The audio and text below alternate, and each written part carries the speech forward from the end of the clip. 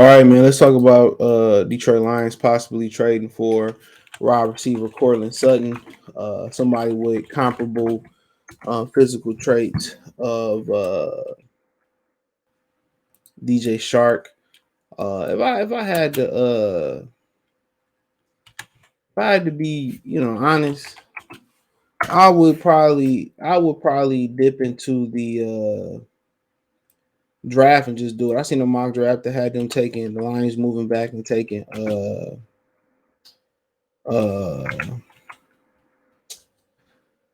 the receiver from TCU and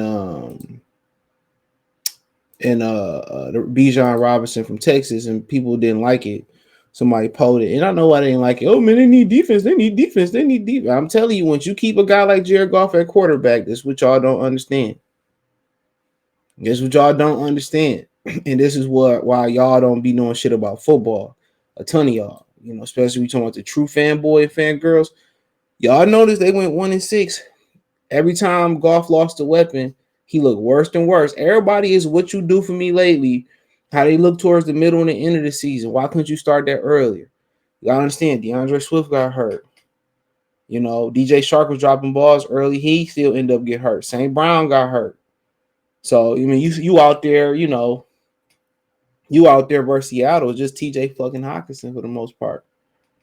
And they finally found a way to force feed him the football. So what you gotta understand with a guy like Jared Goff, you gotta have depth at skill positions. So you gotta have guys that can move the chains like St. Brown and Jameson Williams. You gotta have guys that can break tackles and go to the house like St. Brown. You gotta have running backs that get explosive chunk plays like DeAndre Swift but can stay healthy. You gotta have them guys on the outside who run and get separation. And J-Mo and Josh Reynolds and DJ Sharp. You gotta have a number of those guys for him to be successful. He can't make nothing out of something. Or he can make something out of nothing, wherever it go. Yeah, that's how it go. He can't. That's what I'm trying to tell y'all about the quarterback. I'm trying to warn y'all now. Everybody, oh, you can win one. If he couldn't win in LA, what make you think he can win in Detroit? And when he becomes the main problem, and then at the last minute, they're going to want to scramble and find a quarterback at the draft. That's not how you do that. You're going to throw a rookie quarterback in a team a year or two down the line that's built to win. That makes no sense. Do what Green Bay did at least. You draft a guy. If you really like him, you groom him for a year or two. Then, and he's still going to take his lumps as a quarterback. Aaron Rodgers still took a lump versus Arizona in the playoffs. So he still got a learning curve. No matter how great the team around him is, there's still going to be a learning curve. Russell had a learning curve his rookie year. And some quarterbacks never make the jump. You can Peyton Manning. It took him years to make the, to get past the teams that he was losing to, the Pittsburgh, I think Jacksonville, the Dolphins. He had so many, blunders in the playoffs. So that's why I was trying to tell people about. You got an MVP, Lamar Jackson. You got him right there. He can make something out of nothing. People say, oh, he can't throw. He can't throw. That's a media narrative that you always throw on black quarterbacks. You look at the weapons McNabb had. You look at the weapons Cam Newton had and he went to the Super Bowl. You look at the weapons Lamar have right now. Put Jared Goff there. They number one in the draft. You put Prime Peyton Manning with the motherfuckers. They probably number one in the draft too. And I just think it's the expectation that they say, well, black quarterbacks can run, let's put less around them, be cheap, they can make something out of nothing. And that's not the way to go about it. Because Josh Allen started fucking struggling and they got Stephon Diggs and it changed life. Changed life for him. So, but like I continue to say, man, it's a lot of narrative that the media finesse y'all into that y'all don't understand. I'm trying to tell y'all about Jared Goff. Well, look at his playoff numbers. Of course, if I played with Robert Woods, I played with Todd Gurley, I played with those type of guys. Of course, my fucking numbers would be good. You put Lamar on that team, they win the fucking Super Bowl that year. That's a fact. But let's talk about Courtland. I like Courtland Sutton a lot. It was SMU. Remember the Pony Express? They got hit with the death blow. What's so funny is all these universities. I mean, shit. I don't care if they're paying for playing. Look what happened in Penn State. They didn't get hit with that a death blow, um, like SMU did. And they always want to, demonstrate on smaller teams. They want to keep the power conferences. They want to keep them. They want to keep them up. They love the tradition. They love that Georgia, Michigan, Texas bring in the most money every year. They love that narrative. They love it, and they don't ever want to let the small guy get in. It's just like in the free world, just like in capitalism in the business world in America today. And the little guy started, getting something. He started, he finds something. He got a great product. You know what I'm saying? And they convince him to sell for a little bit of nothing, like the Victoria's Secret guy, he wanted to just do some lingerie for about his life, be able to buy lingerie in a secure environment. He sold for $1 million. He did, like, the next year, the company jumped up to hundreds of millions of dollars. He jumped off the Golden State Bridge. So they don't never want to let the small guy in. And when you do kind of break in, they want to buy you out. But with Courtland Sutton, I like him a lot. A little bit thicker than DJ Shark 216, but a lot slower. He a 6'4" guy. I mean, 4'5" guy, 4'5" maybe.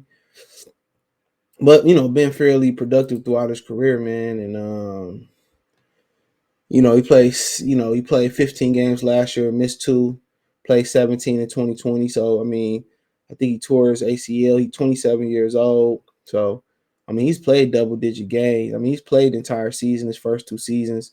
Second season, he had 1,012 yards, 6 touchdowns.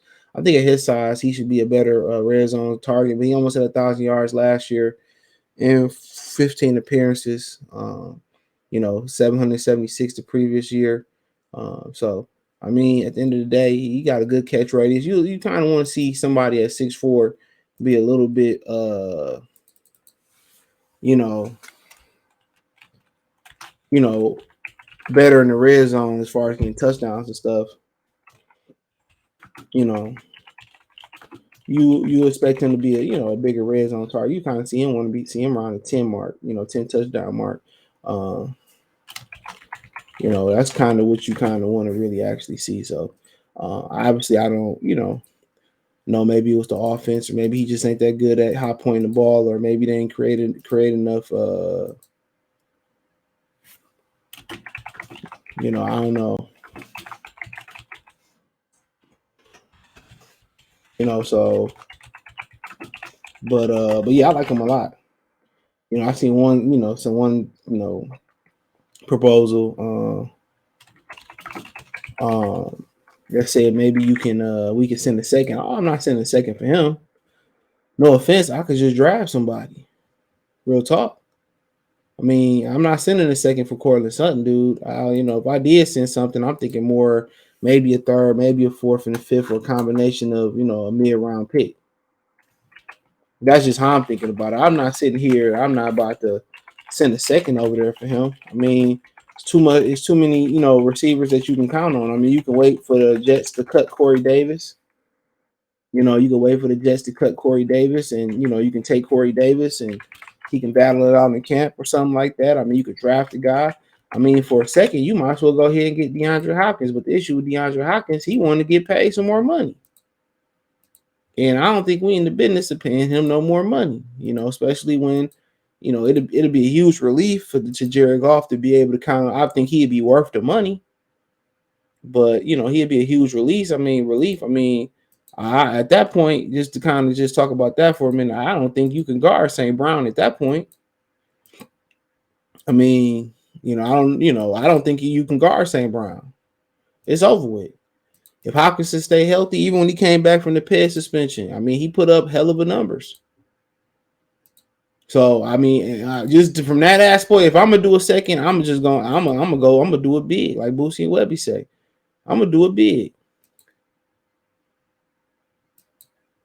I'm gonna do it big. Well, Webby said that shale gas too high, go to Circle K. You can't get that killer, get that regular straight. As long as you do it big, Everything okay. Oh man, it's a classic song, man. Classic album too, Ghetto Stories, man. Classic. But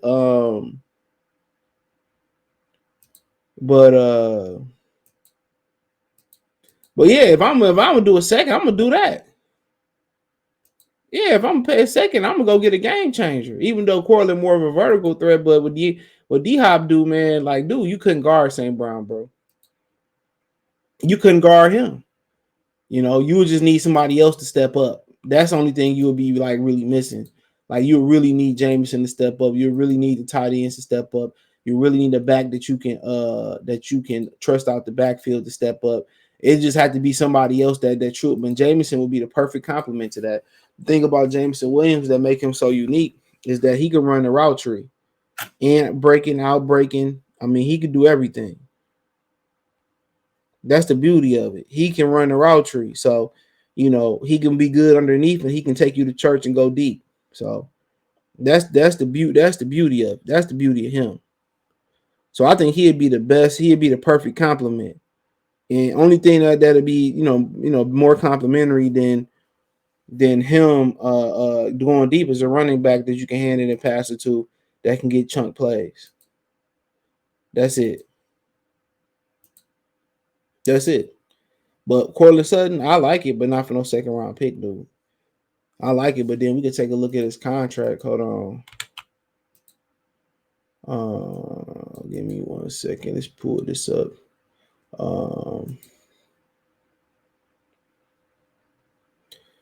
So it's a potential out after next season in his contract. So it's a potential out in there. So you might be getting the best Courtland Sutton next year. He gonna probably want some money. So it's a potential out. A little bit of dead money in there, but other than that, guaranteed base salary 13. So cap hit. Then if you pass next year, if you let him go next year, his cap hit is 17. So I mean that after that out, that is what it is at that point. You got to redo his deal or decide you want to keep him. So I know the other receiver, KJ Hamlin, whatever his name is, he just got injured. So he got a torn pectoral muscle. He out for a while. So I don't know if they still gonna be in the receiving business. So trading in Courtland Sutton business. But hey, let me know what you girls and guys think. Thumbs up the video, share the video, subscribe to the channel. Next subscribe button is the bell icon button. Check out Detroit Lions Talk playlist for more videos like this. Financially want to support the channel. Cash App, $ CJ Good 313, Venmo CJ Good 313, PayPal link in description. Hit the link tree. Find me on Twitter, Facebook, Instagram, Spotify, Anchor, Cash App, Venmo, PayPal, the whole nine, man. Link tree, the first link in description. Check out Detroit Lions Talk playlist for more videos like this. Peace.